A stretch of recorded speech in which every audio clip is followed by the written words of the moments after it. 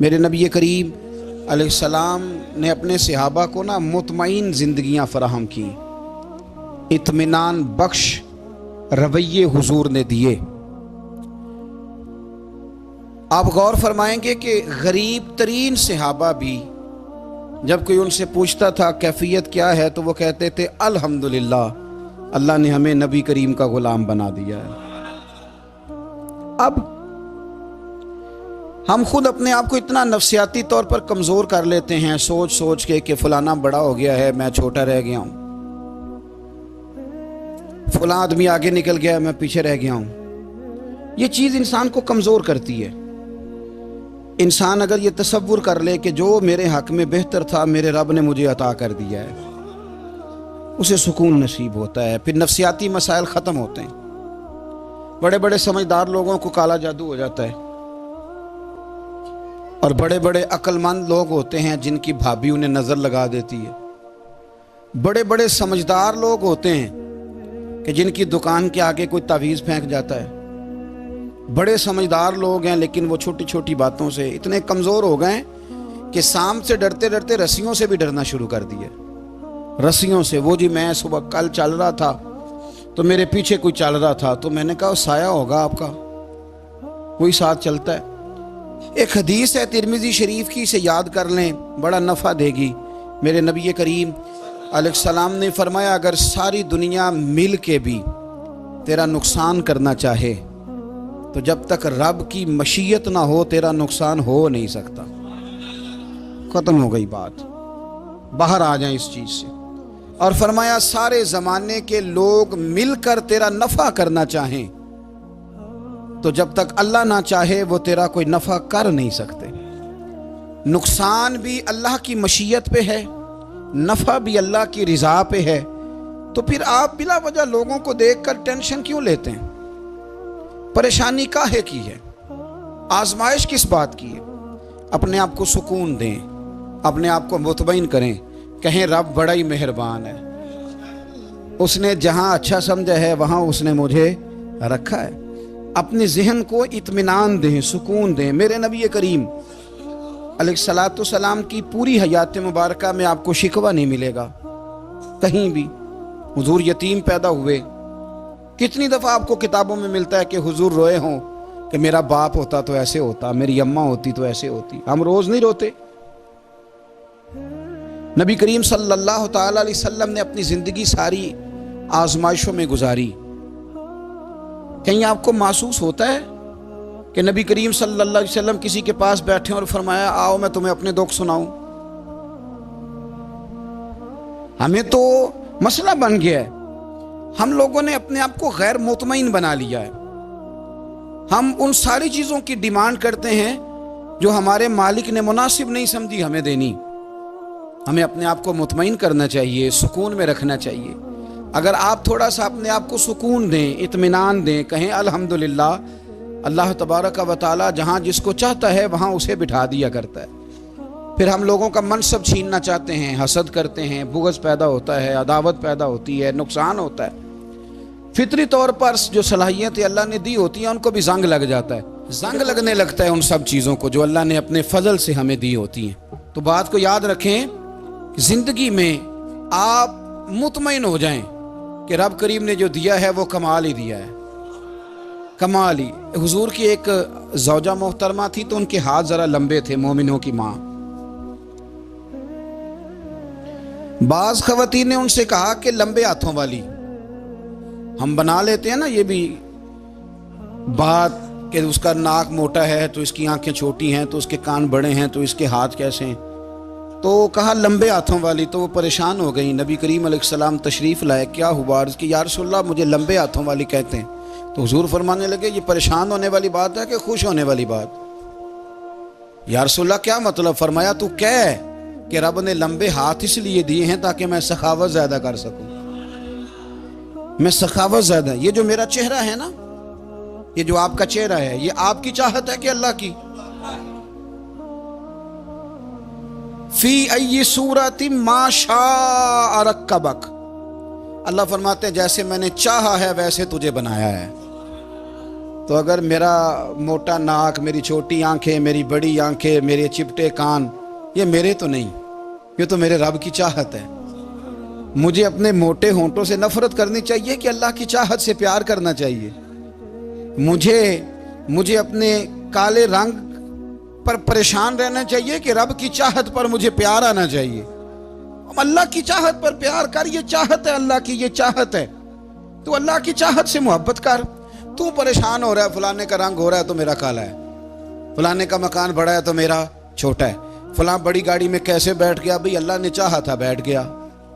اللہ نے میرے لیے سائیکل پسند کی ہے، مجھے الحمدللہ کہہ کے سائیکل پہ بیٹھنا چاہیے۔ اس نے پسند کی ہے، اس کی رضا ہے کہ میں یہاں رہوں۔ تو ایک بات تو یہ ہمیشہ یاد رکھیں کہ آپ اپنے آپ کو مطمئن کریں، زندگی میں سکون دیں۔ نفسیاتی طور پر ہم بڑے ڈسٹرب اس لیے ہیں کہ ہم بے سکون رہتے ہیں جان بوجھ کے، وجہ ہی کوئی نہیں۔ لیکن جب تک زندگی ہے اللہ نے زندہ رکھنا ہے، اور جب وقت آ جانا ہے تو پھر کوئی ہمیں بچا سکتا، تو ٹینشن کس بات کی ہے، ڈپریشن کس بات کا ہے؟ ایک بات۔ دوسری بات یہ کہ دوسروں کی نفسیات کا بھی تھوڑا تھوڑا خیال کریں۔ ہم پتہ کیا چاہتے ہیں؟ سارے میرے مطابق چلیں، پھر نفسیاتی مسائل پیدا ہوتے ہیں۔ میرے ساتھ اگر 100 بندہ پیار کرتا ہے تو ان کے مطالبے الگ الگ ہیں۔ کوئی کہتا ہے جناب کو پیار ہی کرنا چاہیے، ہر ایک سے مسکرا کے ملنا چاہیے۔ کوئی کہتا ہے حضرت صاحب اتنا بھی پیار کریں تو لوگ نگل جاتے ہیں، تھوڑی ڈنڈی پٹی بھی ہونی چاہیے۔ دونوں قسم کے لوگ ہیں نا جی۔ ایک وہ شخص ہے جو کہتا ہے اتنا بڑا مجمع ہے تو 2 سیکیورٹی گارڈ بھی ہونے چاہیے۔ تیسرا کہتا ہے جی عجیب عجیب لگتا ہے، ایک گارڈ رکھے ہوں کسی بندے نے، کسی بڑے آدمی۔ تو یہ ہر بندے کا مطالبہ۔ اب آپ نے کیا کرنا ہے؟ آپ نے لوگوں کے مزاج کی رعایت کرنی ہے۔ جہاں تک آپ پیار کر سکیں آپ نے کرنا ہے، جہاں تک محبت کر سکیں آپ نے محبت۔ نبی پاک نا بچوں کے مزاج کا خیال کرتے، چھوٹے بچوں، حضور پاک سے گزرتے تو فرماتے السلام علیکم۔ ایک بچے نے نا حضور کے کپڑوں پر پیشاب کر دیا تھا، اس کی ماں پریشان ہو گئی، بخاری ہے۔ یا رسول اللہ وہ بچہ تھا پتہ نہیں چلا، تو نبی پاک فرمانے لگے کیا ہو گیا؟ وہ بچہ ہے، اللہ نے پانی پیدا کیا نا، ابھی اس پہ پانی بہائیں گے سب ٹھیک ہو جائے گا۔ وہ بچہ ہے، لیکن حاجی صاحب گھر میں بگڑ جاتے ہیں، پوتا اگر پیشاب کر دے کہتے ہیں میں نماز پڑھنی ہوں، وہ بگڑ جاتے ہیں۔ پیر صاحب بگڑ جاتے ہیں اس بات پہ، علامہ صاحب بگڑ جاتے ہیں، سیٹھ صاحب کہتے ہیں پتہ ہی نہیں بچے نے پیشاب کر دیا ہے۔ حضور نے فرمایا کہ بچہ بچہ ہوتا ہے، وہ چھوٹا ہے، اس کا ایک مزاج ہے، اس کا ایک مطالبہ ہے۔ اب آپ یہ کہیں کہ وہ بڑا مجھے پاک صاف سمجھتا ہے تو اس رویے سے میرے ساتھ وہ ملاقات کرے، آپ اس کے مزاج کی رعایت کریں گے۔ نبی کریم کے غلام کے بیٹے ہیں حضرت اسامہ بن زید، نواسوں کی بات نہیں سنا رہا، زید بن حارثہ حضور کے غلام تھے، ان کے بیٹے ہیں، چھوٹی عمر تھی، ناک بہ رہا تھا۔ ویسے دادا جی ناک صاف کر دیتے ہیں پوتے کا؟ ہو سکتا ہے وہ ڈانٹ دیں کہ چل دوڑ جا کتنا گندا، اماں سے کہا تیرا ناک صاف کرے، چل نالائق۔ نانا بھی کہا چل بھاگ جا، کیونکہ وہ حاجی صاحب نے وضو کرنا ہے، نماز پڑھنی ہے، تو ان کے قریب یہ چیز آگے تو بڑا مسئلہ بن جائے گا۔ نبی کریم صلی اللہ علیہ وسلم نے کہا عائشہ اسامہ کی ناک بہ رہی ہے صاف کر دو۔ حضرت عائشہ کہتی ہے میں ذرا اٹھی کو کپڑا دیکھ لوں تو حضور جلدی سے اٹھے۔ ایک روایت تو یہ کہ حضور نے ناک پونچھ دیا، اور دوسری میں کہ نبی پاک قریب پہنچ گئے۔ جناب عائشہ کہتے ہیں میں نے ہاتھ پکڑ لیا، میں نے کہا حضور کپڑا لینے گئی تھی آ گئی۔ کہتے ہیں میں نے اپنے ہاتھوں سے ان کی ناک صاف کر دی، ریٹ صاف کر دیا۔ اللہ کے رسول گویا میری طرف دیکھ کے مسکرائے، حضور راضی ہوئے۔ بچے تو بچے ہوتے ہیں، بچے تو بچے ہوتے ہیں۔ اب آپ کو بچہ حاجی صاحب مانے، پہلے نمازی صاحب مانے، آپ کو پہلے بچہ جو ہے وہ بڑا سیاںا مانے، سمجھدار مانے، عقل مند مانے، پیر صاحب مانے۔ چھوٹا بچہ تو وہ نہیں مان سکتا۔ آپ اس کی نفسیات کے مطابق اس کے ساتھ چلیں۔ اب رویہ وہ رکھیں کہ وہ بچہ ہے، وہ چھوٹا ہے، حضور بچوں کے پاس سے گزرتے تھے تو انہیں سلام کہتے تھے۔ آپ بھی کہتے ہیں، آج سے کہیں گے؟ حضور گزرتے چھوٹے کہتے السلام علیکم۔ اور نبی پاک صلی اللہ علیہ وسلم کبھی کبھی نا بچے کھیل رہے ہوتے تو حضور بیٹھ جاتے، فرماتے یار میرے سینے سے تو لگو۔ حضور زمین پہ بیٹھ جاتے، بچہ یوں ہاتھ پہ، بچہ دوڑا آتا، حضور کے سینے سے جب لگتا تو نبی پاک گر جاتے اور فرماتے اوئے ہوئے تم نے تو مجھے گرا ہی دیا ہے۔ یہ بچوں کے ساتھ آپ جو رویہ رکھیں گے وہ میٹھا ہوگا۔ اب آپ کہیں کہ چونکہ اب میں ایک عہدے پہ ہوں، میں ایک منصب پہ ہوں، تو یہ آپ کی نفسیاتی کمزوری ہے۔ پھر کیا ہوتا ہے، بچوں کو ڈانٹ کے رکھا جاتا ہے، بے جا ڈانٹ ڈپٹ، بے جا سختی اور بے جا ان کے ساتھ رویے اور ان کے ساتھ بڑی عجیب و غریب قسم کی جو ہے وہ ہماری جو ہے وہ گھٹن گیپ آ جاتا ہے بچوں کے درمیان۔ بچے، میں کہا کرتا ہوں، پھر بچے ہمیں دکھ نہیں سناتے، وہ پھر غلط آدمی کو دوست بناتے ہیں، پھر اس غلط آدمی کو اپنی بات بتاتے ہیں، غلط آدمی رازدار بن جاتا ہے۔ آپ ان کی نفسیات کے مطابق ان سے پیار کریں، انہیں ٹائم دیں، آپ دیکھیں یہ کیا سوچتے ہیں، کیا کہتے ہیں، کس طرح کا ان کا رویہ ہے بچوں کے ساتھ۔ پھر نوجوان جب کوئی ہو جاتا ہے تو اس کی سوچیں جوان ہو جاتی ہیں۔ نوجوانوں سے معذرت کے ساتھ نبی پاک علیہ السلام نے نوجوانوں کی حکومت سے پناہ مانگی، نوجوانوں کی حکومت سے پناہ مانگی ہے، اس لیے کہ نوجوان بڑی جلدی پیار بھی کرتا ہے اور بڑی جلدی نفرت بھی کرتا ہے، سوچیں مضبوط نہیں ہوتی۔ نوجوان آدمی، جوان آدمی، بکھری ہوئی سوچیں ہوتی ہیں۔ میرے رسول کریم صلی اللہ علیہ وسلم نوجوانوں سے ان کے مزاج کے مطابق ڈیل کرتے تھے، ان کی طبیعت کے مطابق ان کی ذہن سازی کرتے تھے۔ ہم نہ جوانوں کو وقت نہیں دیتے، ہم مطالبہ کرتے ہیں نوجوان سے کہ وہ ہے نوجوان، باتیں بوڑھوں والی کرے۔ اگر جوانی میں بوڑھوں والی باتیں کرے تو پھر تو شیخ سعدی کہتے ہیں سارے بوڑھے چھوڑ کے اس نوجوان کے پاس بیٹھو، اس کے پاس فیض زیادہ ہے۔ اگر ایسا ہو جائے، کیونکہ در جوانی توبہ کردن شیوائے پیغمبری، یہ تو اچھی بات ہے، لیکن میرے عزیز اگر ایسا نہ ہو، ایسا ممکن نہ ہو، تو پھر نوجوان کو آپ اس کی طبیعت کے مطابق ڈیل کریں، آپ اس کی سوچ دیکھیں، اس کا رویہ دیکھیں، اس سے پیار کریں۔ نبی کریم علیہ السلام کے پاس ایک نوجوان داخل ہوا، اندر داخل ہوتے ہی اس نے فٹافٹ ایک بات کر دی، کہنے لگا یا رسول اللہ مجھے زنا کی اجازت دے دیں۔ میرے جذبات بہت بھٹک گئے، میں روک نہیں سکتا۔ ہمارے ہاں ہمارے گھر میں کوئی فون کرے تو ہم غیرت مند بن جاتے ہیں، میری غیرت کو گوارا نہیں کہ کوئی میرے گھر میں فون کرے، اور اگر میں کسی کے گھر میں فون کروں تو پھر غیرت کدھر گئی؟ پھر بھی آپ غیرت مند نہیں صاحب، پھر بھی آپ غیرت مند نہیں۔ اگر آپ کسی کے گھر فون کرتے ہیں تو آپ غیرت مند نہیں، تو یاد رکھیں اگر آپ یہ حرکت کر رہے ہیں تو پھر آپ کو بھی تھوڑا احساس ہونا چاہیے نا۔ نبی کریم صلی اللہ تعالیٰ علیہ وسلم سے اس نے کہا مجھے زنا کی اجازت دیں دے۔ حضور فرمانے لگے آگے آ جاؤ۔ حضرت عمر کہتے ہیں مجھے بڑا غصہ تھا، میرا دل کر رہا تھا اٹھوں اور 2 تھپڑ ماروں اسے، طریقہ ہے بات کرنے کا۔ حضور نے بلایا، پاس بٹھایا، تھپکی دی، فرمایا ایک بات تو بتا، تیرے سوال کا جواب پھر دیتا ہوں، ایک بات تو بتا۔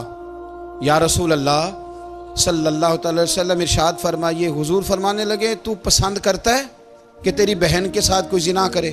پسند کرتا ہے تو کہ تیری بہن کے ساتھ کوئی زنا کرے؟ کہنے لگا حضور میں بات بھی سننا پسند نہیں کرتا۔ تیری بیٹی کے ساتھ؟ کہنے لگا حضور زبان اس کی کھینچ لوں گا جو یہ بات کرے گا۔ کہا تیری ماں، تیری پھپھی، خالہ کا؟ حضور خبردار، کسی بندے کو میں اجازت نہیں دوں گا۔ رسول کریم فرمانے لگے جس سے تو زنا کی اجازت مانگ رہا ہے وہ بھی تو کسی کی بہن ہے نا، وہ بھی تو کسی کی بیٹی ہے۔ جو غیرت، جو حمیت تجھے اپنے گھر کے بارے میں آتی ہے وہ دوسرے کے بارے میں کیوں نہیں آتی؟ جب نبی کریم نے اس نوجوان کو اس کے مزاج کے مطابق سمجھایا تو اس کی آنکھوں میں آنسو آ گئے۔ عرض کرنے لگا یا رسول اللہ صلی اللہ تعالیٰ علیہ وسلم، حضور زنا کی ارادہ تو ایک طرف، آج کے بعد میری زبان پر اس کا نام بھی نہیں آئے گا۔ آپ سامنے والے کی نفسیات کو دیکھیں، آپ اپنے موڈ میں نہ رہیں۔ مجھے بڑی اچھی طرح یاد ہے ایک دفعہ نا مسجد میں ایک بچے نے نا آدھی بازوؤں کی شرٹ پہن کے نماز پڑھی۔ ایک بابا جی نے ان کو نا منع کیا، کہنے پورا کپڑے پا کے آیا کر، پتہ نہیں تمہیں؟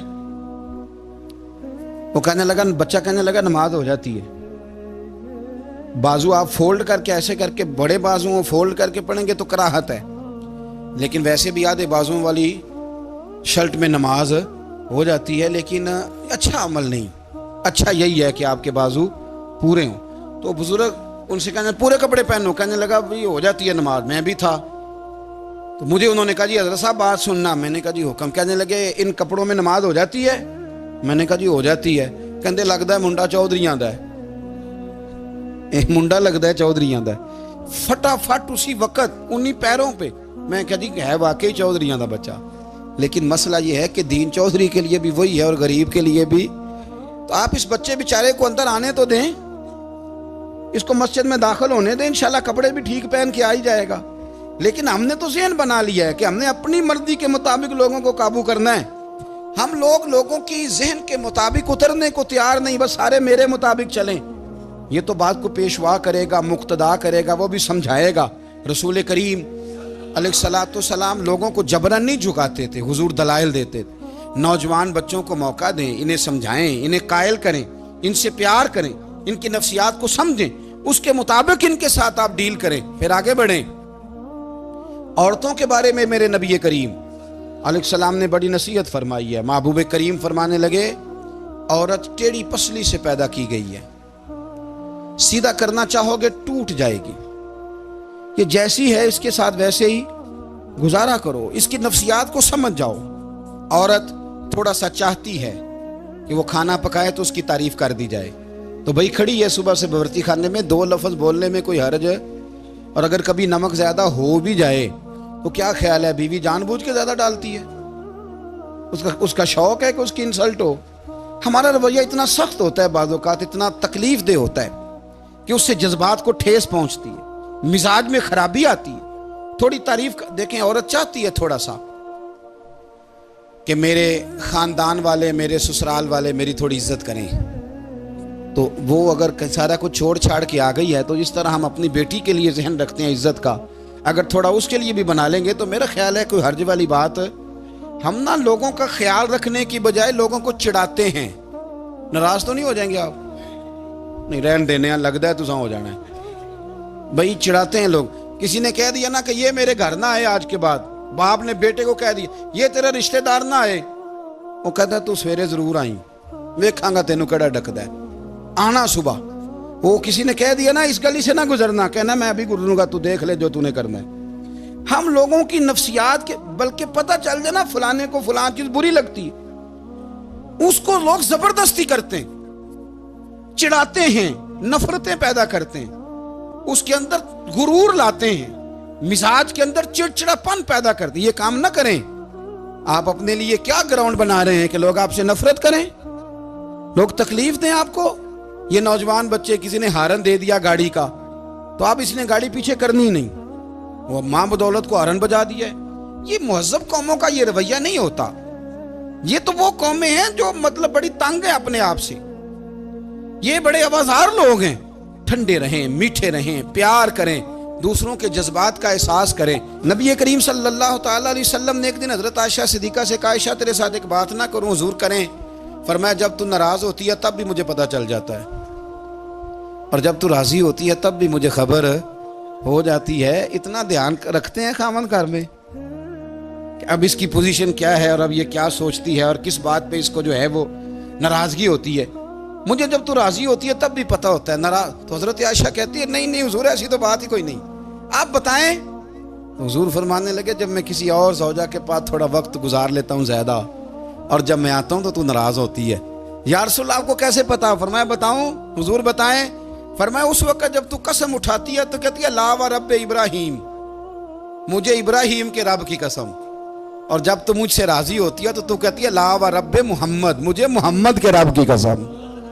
تو پھر حضرت ابراہیم کا نام لے لے کے حضرت عائشہ کہنے لگی محبوبہ قربان جاؤں بات بالکل ٹھیک ہے. ایسے ہی ہے یا رسول اللہ، بالکل بالکل ایسے ہی ہے. جب تھوڑی خفگی ہوتی ہے تو میں یہ کام، تو حضور تو لوگوں کے مزاج کا خیال کرتے تھے. نبی کریم کو تو پتہ ہوتا تھا، لیکن ماں بدولت کہتے ہیں سارے میری مرضی کے مطابق چلیں. ہاں میں نے زندگی میں یہ تجربہ بھی کیا ہے کہ آپ لوگوں کا خیال رکھنے لگ جاتے ہیں تو لوگ خراب بھی ہو جاتے ہیں، اس میں کوئی شک نہیں. وہ سمجھتے ہیں شاید میری ضرورت بڑی ہے. نہ یہ بات نہیں بھائی، بات کچھ اور ہے. حضور رحمت اللہ للعالمین ہے نا، تو کافر ہے یا منافق ہے حضور کی تو ڈیوٹی ہے پیار کرنا. لیکن کافر کو تو چاہیے نا کلمہ پڑھے، منافق کو تو چاہیے نا مومن بنے. او بھائی میں نے کہا وہ بزرگ ہیں، ان کی ذمہ داری ہی پیار کرنا ہے، وہ جو بھی جائے گا اس سے. لیکن تو بتا تو نے پیار میں سے سیکھا کیا ہے، لیا کیا ہے، تیرے اوپر اثر کیا ہے. پیار کرنا، شفقت کرنا اور ہے، یہ جملہ میرا یاد رکھنا، پیار کرنا کسی سے اور ہے اور اس سے راضی رہنا یہ بات اور ہے۔ کسی پر شفقت کرنا اور ہے اور اس بندے سے راضی رہنا، یہ آپ دیکھیں کہ وہ راضی ہے آپ سے کہ نہیں، کہ خالی پیار ہے، خالی شفقت ہے۔ شفقت تو مجبوری ہے، کرنی ہے۔ تو میرے عزیز یاد رکھیں، نبی کریم تھوڑا تھوڑا خیال کرتے، دیکھتے بندہ اس کے مزاج کے مطابق، دیہاتی آتا تو حضور اس کا بھی خیال کرتے۔ حضرت ظاہر دیہاتی تھے، وہ آتے تھے ترکاریاں لے کے گاؤں سے، نبی کریم صلی اللہ علیہ وسلم پیار کرتے تھے، وہ کئی دفعہ عجیب و غریب باتیں بھی کرتے تھے، حضور محبت سے پیش آتے تھے، آپ خیال کرتے، ان کی طبیعت کا خیال کرتے، ان کے معاملات کو دیکھتے۔ میرے رسول پاک علیہ السلام تو دیکھتے کون شخص کس طرح کا ہے، کس رویے کا ہے، کس انداز کا ہے۔